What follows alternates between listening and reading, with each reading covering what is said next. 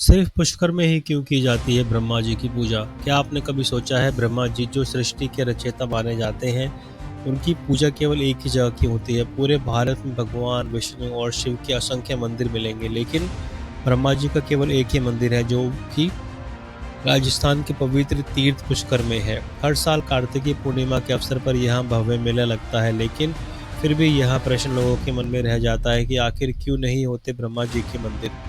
इस रहस्य के उत्तर छुपा है एक प्राचीन और अद्भुत पौराणिक कथा में। आइए जानते हैं पुष्कर मंदिर की पौराणिक कथा। कहा जाता है एक बार ब्रजनाश नामक राक्षस ने पूरे संसार में हाहाकार मचा रखा था। उस संकट को समाप्त करने के लिए ब्रह्मा जी ने उसका वध किया और उसके बाद उन्होंने एक विशेष यज्ञ का आयोजन किया। इस यज्ञ को पूर्ण करने के लिए पत्नी का साथ होना अनिवार्य था। ब्रह्मा जी ने अपनी पत्नी देवी सरस्वती को यज्ञ में आमंत्रित किया, लेकिन वो किसी कारणवश समय पर नहीं पहुंच सकी।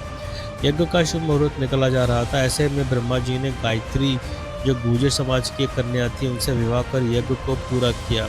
जब देवी सरस्वती यज्ञ स्थल पर पहुंची तो उन्होंने ब्रह्मा जी के पास दूसरी पत्नी को देखा। यह देखकर वे अत्यंत क्रोधित हो उठी और उन्होंने ब्रह्मा जी को श्राप दिया, इस संसार में कहीं भी तुम्हारी पूजा नहीं होगी।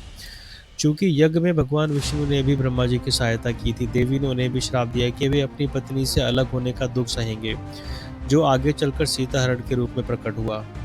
देवताओं ने देवी सरस्वती को शांत करने की कोशिश की, तब उन्होंने एक शर्त पर श्राप में रियायत दी, केवल पुष्कर में ही तुम्हारी पूजा होगी। इसी कारण आज भी पूरे भारत में ब्रह्मा जी का एक ही मंदिर है, जो कि है केवल पुष्कर में। कैसे बना पुष्कर का नाम? एक और कथा के अनुसार ब्रह्मा जी ने यज्ञ के लिए स्थान खोजते हुए एक कमल पुष्प को पृथ्वी पर गिराया। जहाँ पर वह गिरा वहाँ एक सरोवर बना और उसी स्थान को नाम मिला पुष्कर। पुष्कर यानी पुष्प, फूल और कर हाथ से गिराया गया। यहीं पर उन्होंने यज्ञ संपन्न किया और यहाँ स्थान तीर्थ स्थलों का राजा बन गया।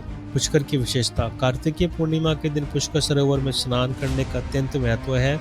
मान्यता है कि इस दिन यहाँ स्नान करने से मोक्ष की प्राप्ति होती है। मान्यता है यदि कोई व्यक्ति 4 धाम की यात्रा करने के बाद पुष्कर में स्नान नहीं करता तो उसकी तीर्थ यात्रा पूर्ण मानी जाती है।